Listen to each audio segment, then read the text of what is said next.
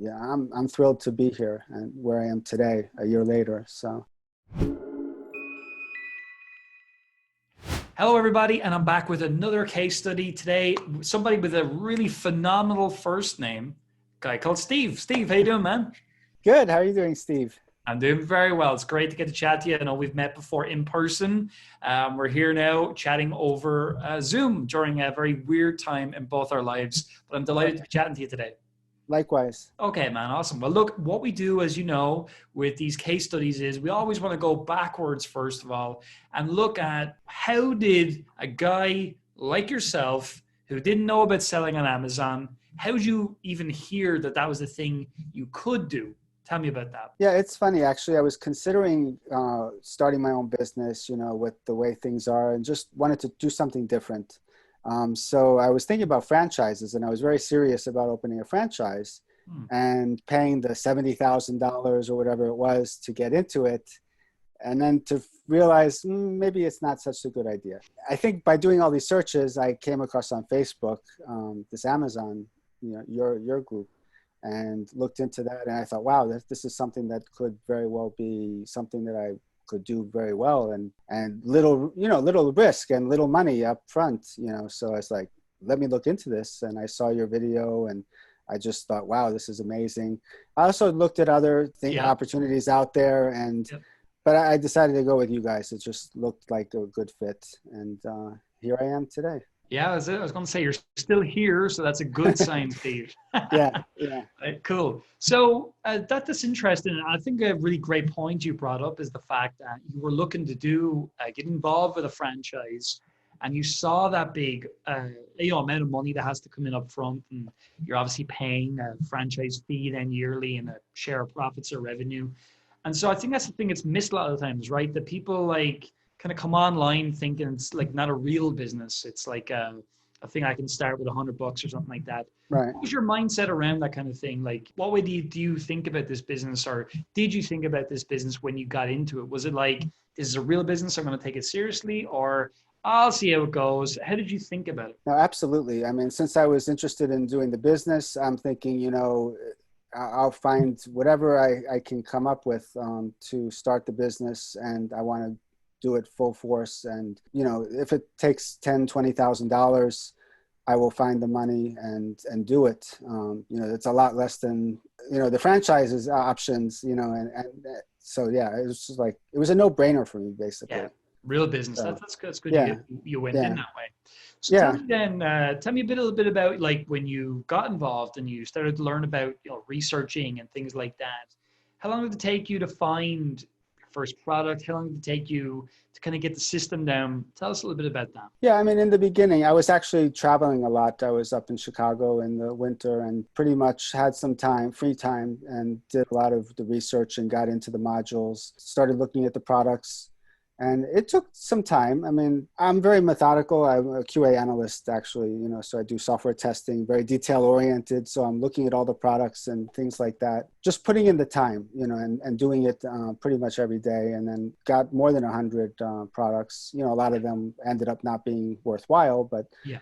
but I did have enough that worked out. And I also, after a few weeks, I decided to go into the Origin program, Yeah. and that helped, working with the coach Yeah. and them looking at products and stuff that actually made things more obvious as far as where I want to go and how I want to, what products make sense, and so on and so forth. Yeah. So I had a decent amount of products. That's interesting to say about Origin because yeah, like I mean, I always say Origin is coaching is a time machine. I always tell people, it just Hmm. speeds you up. And as you mentioned Right. there, you had someone else looking at it, but did you feel like you did actually speed up your progress a bit by getting that extra help? What did you think about that? Yeah, I mean, I think the confidence, Yeah. and then also just understanding why we want to look at this product and not look at that one. It's a learning process, and just understanding all the ins and outs, and things are constantly changing too. So I think just having the extra set of eyes, and they're not, the knowledge of people that have the experience, that helped me a lot. Good. Yeah. And so when you started then, how many products did you ultimately end up ordering to begin with? Was it like one or two, or how did that look? Yeah, when I started out with two. I mean, I told myself, I don't want to just be hung up on one product. I want to have Yeah. at least two. Yeah. And not only that, but I had like pretty much four. I mean, I had several that are in line and other possible potential products still. But I had four within several months of each other. Yeah. And initially I found my products. It was probably like 6 months after I started the program. I started really speaking with the suppliers Yeah. and then putting in the orders and all that. So in the end, it took about a year, pretty much a year. And then I had my first product on Amazon. Yeah. Actually, it was two products that I had ready for Amazon. So, very cool. Yeah. And then like shortly a month later, I had my third product. And then a month later, or 2 months later, I had my fourth product.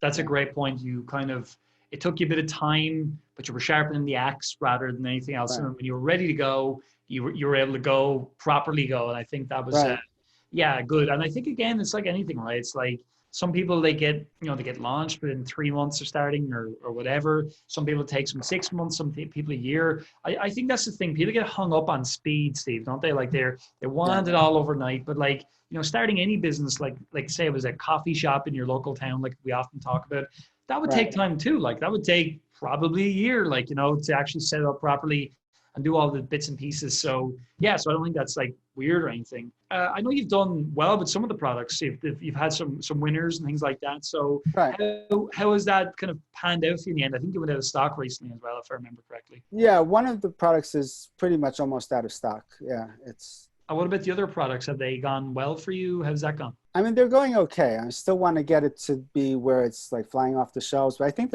I need to have more understanding as far as there's a lot of things, and I'm going to be speaking with I'm going to speak with a CPA that works with Amazon, just to get some better idea as far as how to manage things, as far as pricing and, just there's a lot of questions that I have as far as to make the most profitability and whatnot, just to make sure that I'm doing things. And I'm also considering adding some more coaching sessions as well.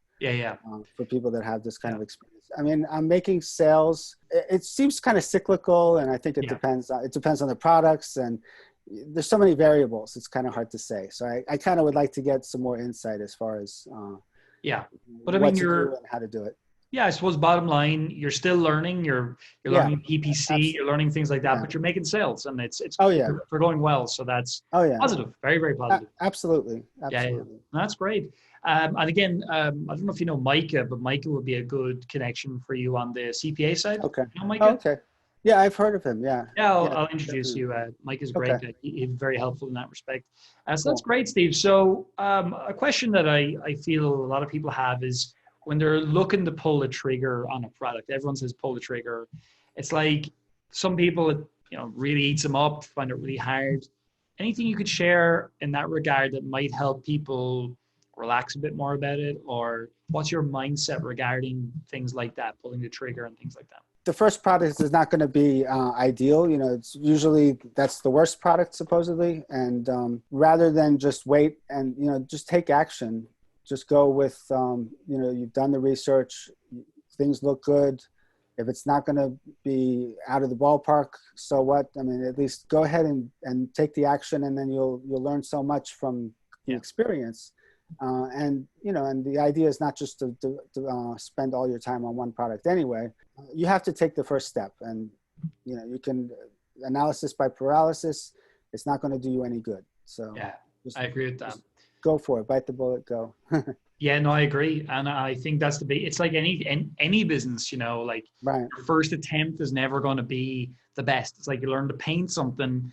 You could be watching a great painting tutorial, like, Bob Ross or someone to do this beautiful oil painting, and yours looks like, a 10-year-old tried to paint it, right?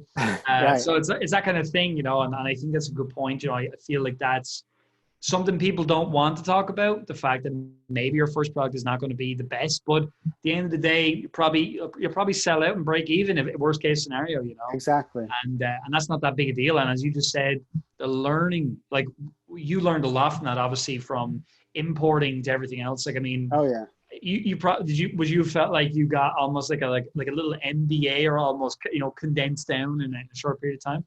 Yes, absolutely. I mean, just the whole process. It's, it was a little bit daunting, but, just take it step by step. I was doing everything as was mentioned in the modules, and then also using the resources.